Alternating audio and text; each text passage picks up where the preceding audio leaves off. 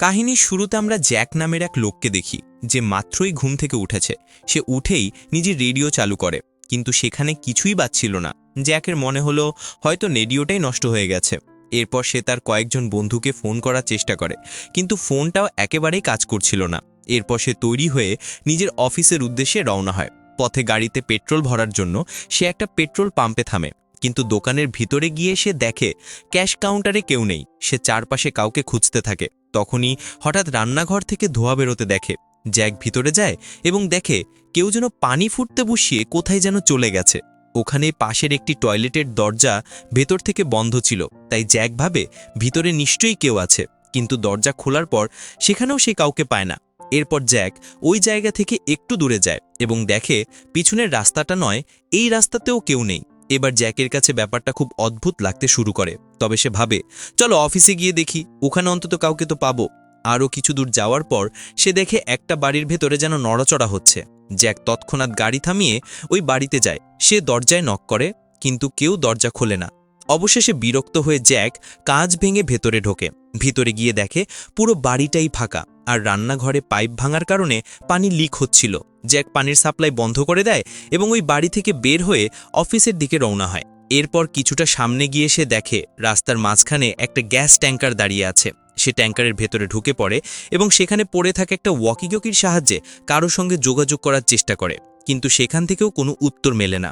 ওই জায়গা থেকে আরও কিছুটা এগিয়ে গিয়ে সে শহরে পৌঁছায়, কিন্তু সেখানেও একটাও মানুষ চোখে পড়ে না। এখন জ্যাক ভয় পেতে শুরু করে এবং ভাবে, আমি কি স্বপ্ন দেখছি নাকি? কারণ এটা তো সম্ভব না যে এক রাতের মধ্যে সবাই হঠাৎ গায়েব হয়ে যাবে। ঠিক তখনই জ্যাক দেখে এক জায়গা থেকে ধোঁয়া উঠছে।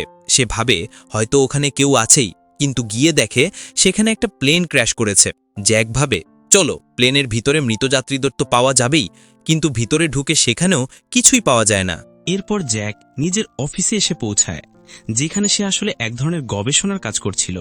সেখানে এসে সে দেখে তার সব মেশিন ঠিকঠাকই চলছে। জ্যাক সেখানে কারোর সাথে ফোনে যোগাযোগ করার চেষ্টা করে, কিন্তু অন্য দিক থেকে কেউ ফোন ধরে না। ঠিক তখনই জ্যাকের মনিটরে একটি বার্তা ভেসে ওঠে, যেখানে লেখা ছিল অপারেশন ফ্ল্যাশলাইট সম্পন্ন হয়েছে। এটা দেখে জ্যাক তড়িঘড়ি উঠে পুরো অফিস ঘুরে তার সহকর্মীদের খুঁজতে থাকে, কিন্তু অফিসে তার ছাড়া আর কেউ ছিল না। তারপর সে কন্ট্রোল রুমে যায় এবং দেখে তার বস সেখানেই বসে আছে। কিন্তু জ্যাক যখন তার কাঁধে হাত রাখে, তখন দেখে তার বস আসলে মৃত। এটা দেখে জ্যাক ভয়ে কেঁপে ওঠে এবং দৌড়ে অফিস থেকে বেরিয়ে আসে। সে দ্রুত অফিস ছেড়ে পালাতে চায়, কিন্তু দেখে অফিসের সব দরজা নিজে থেকেই লক হয়ে গেছে। তখন জ্যাক নিজের ক্যাবিনে ফিরে আসে, একটা রেকর্ডার হাতে নিয়ে বলতে শুরু করে, আজ জুলাই 5 তারিখ, আর আমাদের অপারেশন ফ্ল্যাশলাইট ব্যর্থ হয়েছে। এর কারণে পৃথিবীর সব মানুষ গায়েব হয়ে গেছে, শুধু আমিই বেঁচে আছি, একা। এরপর সে সেই রেকর্ডিং টেবিলে রেখে দেয় এবং একটি বোমা বিস্ফোরণ ঘটিয়ে অফিসের দরজা ভেঙে বেরিয়ে আসে। এরপর সে এক রেডিও স্টেশনে যায় এবং সম্প্রচার শুরু করে। সে নিজের নাম আর ঠিকানা জানায় এবং বলে, যদি কেউ জীবিত থাকে তবে আমার ঠিকানায় এসে দেখা করো। এরপর সে পুরো শহরের দেয়ালে নিজের নাম্বার আর ঠিকানা লিখে রাখে। তারপর সে একটি পুলিশ কার নিয়ে গলি ঘুরে ঘোষণা দিতে থাকে, যদি কেউ জীবিত থাকে প্লিজ আমাকে যোগাযোগ করো। এইভাবে কয়েকদিন কেটে যায়, কিন্তু একটাও মানুষ জ্যাকের সাথে যোগাযোগ করে না। এদিকে জ্যাক প্রতিদিন মানুষ খুঁজে খুঁজে অসহ্যভাবে ক্লান্ত হয়ে পড়ে এবং এখন সে পুরোপুরি বিশ্বাস করে ফেলে যে এই পৃথিবীতে সেই একমাত্র জীবিত মানুষ। তখনই তার মাথায় আসে, যদি আমি একাই বেঁচে থাকি তাহলে এই ছোট্ট ঘরে থাকব কেন। এরপর সে শহরের সবচেয়ে বড় এবং দারুণ বাড়িতে গিয়ে থাকতে শুরু করে। পরে সে গাড়ির শোরুম থেকে সবচেয়ে দামি গাড়ি বের করে এবং সেটা নিয়ে রাস্তায় ঘুরতে থাকে। তারপর সে একটা শপিং মলে গিয়ে সবচেয়ে দামি কাপড় পরে ফেলে। এসব করতে তার ভীষণ মজা লাগছিল, কিন্তু কিছুদিন যেতে না যেতে সে এসবেও বিরক্ত হয়ে পড়ে। আরও কয়েকদিন কেটে যায় এবং জ্যাকের মানসিক অবস্থা খারাপ হতে শুরু করে। সে পুরুষদের বদলে মহিলাদের পোশাক পরা শুরু করে। এরপর সে প্রেসিডেন্টের বাড়িতে যায় এবং তার বারান্দায় দাঁড়িয়ে বক্তৃতা দিতে শুরু করে। এরপর সে একটি শটগান নিয়ে একটি গির্জায় ঢোকে এবং সেখানকার যিশুর মূর্তিকে গুলি করে ভেঙে ফেলে। এরপর সে একটি বিশাল ট্রাক নিয়ে পুরো শহরের দোকানপাট ভাঙচুর করতে শুরু করে। এখন একা একা থাকতে থাকতে জ্যাক পুরোপুরি পাগল হয়ে গিয়েছিল, তাই সে নিজের জীবন শেষ করার কথাও ভাবতে শুরু করে। কিন্তু হঠাৎ সে মত পাল্টে নেয় এবং সিদ্ধান্ত নেয় এখন থেকে সে জীবনকে উপভোগ করবে। এরপর সে সমুদ্রের পানিতে গিয়ে সাঁতার কাটে, তারপর আবার নিজের বাড়িতে ফিরে আসে, যেন সে নতুন করে জীবন শুরু করতে চলেছে। একদিন যখন সে বাড়িতে ফিরে আসে তখন কিছু শব্দ শোনে। সে দেখে সেখানে একটি মেয়ে দাঁড়িয়ে আছে যে তার দিকে বন্দুক তাক করে রেখেছে। মেয়েটিকে দেখে জ্যাক ভীষণ খুশি হয়ে যায় এবং তাকে জড়িয়ে ধরে, কারণ এতদিন পর সে অবশেষে একজন মানুষ দেখতে পেল। অন্যদিকে মেয়েটিও জ্যাককে দেখে খুব খুশি হয়। এরপর মেয়েটি নিজের নাম বলে, জেনি। সে বলে, এক সকালে যখন আমি ঘুম থেকে উঠলাম দেখি সবাই গায়েব। আমি একা শহরে ঘুরছিলাম, কিন্তু তখন দেয়ালে আপনার লেখার ঠিকানা দেখলাম, তাই এখানে এলাম।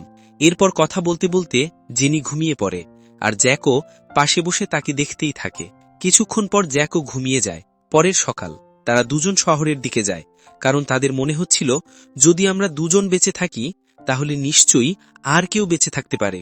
কিন্তু অনেক খোঁজাখুঁজির পরও তারা আর কাউকে খুঁজে পায় না। এরপর একদিন জ্যাক জেনিকে তার একটি পরীক্ষার কথা বলে। সে জানায়, আমরা ওয়্যারলেস এনার্জি বানানোর চেষ্টা করছিলাম, কিন্তু সেই পরীক্ষায় আমরা ব্যর্থ হই। আমার মনে হয় এই ব্যর্থতার কারণেই সবাই গায়েব হয়ে গেছে। এটা শুনে জেনি ভয় পেয়ে যায় এবং সেখান থেকে চলে যায়। এরপর আরও কিছুদিন কেটে যায় এবং ধীরে ধীরে জ্যাক আর জেনি একে অপরের কাছে আসতে শুরু করে। তারা বাইরে গিয়ে নিজেদের পছন্দের সবকিছু করতে থাকে যা তারা সবসময় করতে চেয়েছিল। তারপর একদিন যখন জ্যাক কোথাও যাচ্ছিল, হঠাৎ তার সামনে একটি ট্রাক এসে দাঁড়ায়। জ্যাক বন্দুক হাতে নিয়ে ট্রাকটির কাছে যায়। ট্রাক থেকে একটি মুখোশ পরা লোক বেরিয়ে আসে। সে বন্দুক তাক করে জ্যাককে জিজ্ঞেস করতে থাকে, তুমি কে? তুমি কিভাবে বেঁচে আছো? আর তুমি কি একাই আছো? জ্যাকও তাকে মিথ্যে বলে দেয়, হ্যাঁ আমি একাই আছি। এটা শুনে লোকটা নিজের মাস্ক খুলে ফেলে এবং বলে, আমারও তো মনে হচ্ছিল এই পৃথিবীতে শুধু আমিই বেঁচে আছি। ঠিক তখনই জ্যাকের ওয়াকি টকিতে জেনির কণ্ঠ শোনা যায়। ওটা শুনে লোকটা বলে, এই শব্দটা কোথা থেকে আসছে? এবার জ্যাক সব সত্যি বলে দেয়, আমার সঙ্গে আসলে আরেকজন মেয়েও আছে। এটা শুনে লোকটা বলে, আমাকেও তোমাদের সাথে নিয়ে চলো। বাড়িতে পৌঁছলে তারা দুজন জেনিকে দেখে যে খুব সুন্দর একটি পোশাক পরে দাঁড়িয়েছিল। লোকটা তাদের কাছে এসে দুজনকে জড়িয়ে ধরে বলে, ভালো হলো, এখন আমি আর একা নই। এরপর সে নিজের নাম জানায়, হ্যাপি। এখন তারা তিনজন একসাথে খুব আনন্দে থাকতে শুরু করে এবং একসাথে ঘুরে বেড়ায়। একদিন তারা তিনজন মিলে বনে ক্যাম্পিং করতে যায়। তখন হ্যাপি তাদের বলে, একবার আমার এক বন্ধুর সঙ্গে মারামারি হয়েছিল। সে আমাকে এত মারল যে আমার মনে হলো আমি মরে গেছি, কিন্তু যখন চেতনা ফিরল তখন আমার চারপাশে কেউ ছিল না। সেই সময় আমি বুঝতে পারলাম আমি একাই বেঁচে আছি। তখন জেনি বলে, সেদিন আমি বাথরুমে হেয়ার ড্রায়ার ব্যবহার করছিলাম। হঠাৎ জোরে একটা শক খেলাম। আমার মনে হলো আমি মরে গেছি, কিন্তু যখন জ্ঞান ফিরল দেখি সব মানুষ গায়েব। এরপর জ্যাক বলে, সেই রাতে আমি অফিসে হওয়া ঝগড়ায় বিরক্ত হয়ে ঘুমের ওষুধ খেয়েছিলাম, কিন্তু সকালে উঠে দেখি এই পৃথিবীতে আমি একাই বেঁচে আছি। সেই রাতেই যখন সবাই ঘুমাচ্ছিল, জেনি বাইরে কারোর গান গাওয়ার শব্দ শুনতে পায়। সে বাইরে গিয়ে দেখে হ্যাপি একটি কবরের উপর দাঁড়িয়ে গান গাইছে। জেনির মনে হয় একে বিরক্ত করা ঠিক হবে না, তাই সে ফিরে গিয়ে আবার ঘুমিয়ে পড়ে। পরের সকালে জ্যাক নিজের করা পরীক্ষার ফলাফল পরীক্ষা করছিল। সেই সময় সে দেখে হ্যাপি আর জেনি একসাথে জগিং করছে। জেনি হ্যাপিকে জিজ্ঞেস করে, তোমার বন্ধু তোমাকে মারতে চাইছিল কেন? হ্যাপি বলে, কারণ আমি তার স্ত্রীর সঙ্গে শুয়েছিলাম, তারপর আমি তাকেই মেরে ফেলি। এটা শুনেই জেনি ভয় পেয়ে যায় এবং সেখান থেকে চলে আসে। বাড়িতে ফিরে জ্যাক জেনিকে জিজ্ঞেস করে, কি হলো, তুমি কেন কাঁদছ? জেনি বলে, কিছু না। তারপর জ্যাক হ্যাপিকে জিজ্ঞেস করে, জেনির কি হয়েছে?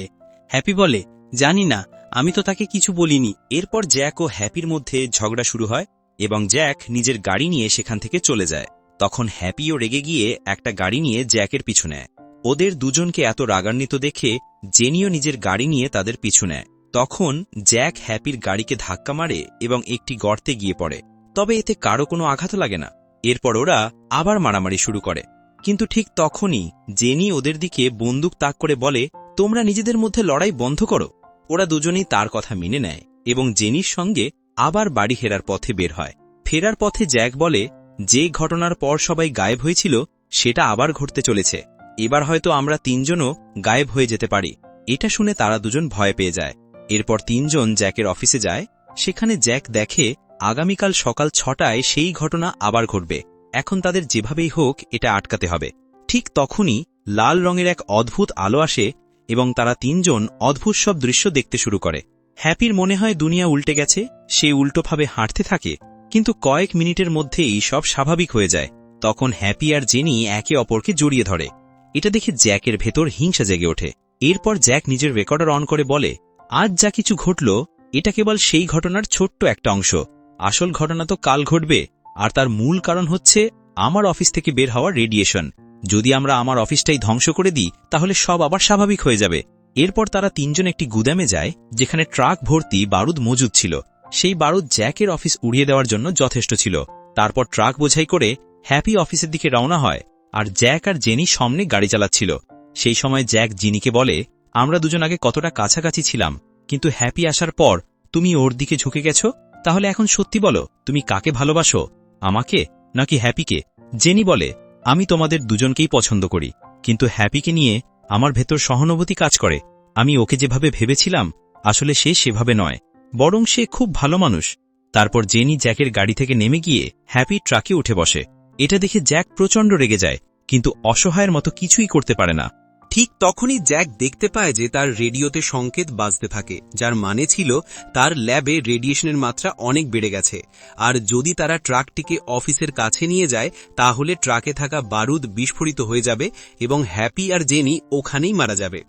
এবার জ্যাক দ্রুত হ্যাপিকে এই কথা বোঝানোর চেষ্টা করে, কিন্তু হ্যাপির মনে হয় হয়তো জ্যাক ওর প্রতি হিংসা করছে, তাই সে নিজের রেডিও বন্ধ করে দেয়। তখন জ্যাক নিজের গাড়ি এনে হ্যাপির ট্রাকের সামনে দাঁড় করায় এবং ওদের বলে, তোমরা কি পাগল হয়ে গেছো নাকি?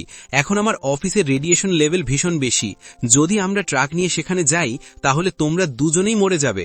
এরপর তারা তিনজন অফিস থেকে দূরের একটি টাওয়ারে যায়। সেখানে জ্যাক বলে, আমাকে শহরে গিয়ে কিছু জিনিসপত্র আনতে হবে, যার সাহায্যে আমরা এই ট্রাকটিকে ড্রাইভার ছাড়াই অফিসের কাছে পৌঁছে দিতে পারবো। এটা বলে সে ওদের ওখানে রেখে গাড়ি নিয়ে শহরের দিকে রওনা হয়। ওদিকে হ্যাপি আর জেনি আর নিজেদের সামলাতে পারে না, তাই তারা দুজনে ঘনিষ্ঠ হয়ে যায়। কিছুক্ষণ পর তারা বাইরে তাকিয়ে দেখে ওখানে জ্যাক আছে, যে নিজেই ট্রাকটি অফিসের দিকে নিয়ে যাচ্ছে। আসলে জ্যাক নিজেকেই সবকিছু দায়ী মনে করে এবং ভাবে যে তার কারণেই সবাই মারা গেছে, তাই সে নিজের প্রাণ দিয়ে হলেও হ্যাপি আর জেনিকে বাঁচাতে চায়। এরপর সে ট্রাকটিকে সোজা অফিসে ঢুকিয়ে দেয়। ঠিক তখনই একটি ভয়ঙ্কর বিস্ফোরণ ঘটে, কিন্তু হঠাৎ আবার সেই লাল আলো দেখা দেয়, আর আমরা দেখি জ্যাক এখন আর ওখানে নেই, সেই কোনো এক অন্য জায়গায় চলে এসছে। সে দেখে সে একটি সমুদ্র সৈকতে আছে এবং তার চারপাশে আর কেউ নেই। আর বন্ধুরা, এর সাথেই এই গল্প এখানেই শেষ হয়ে যায়।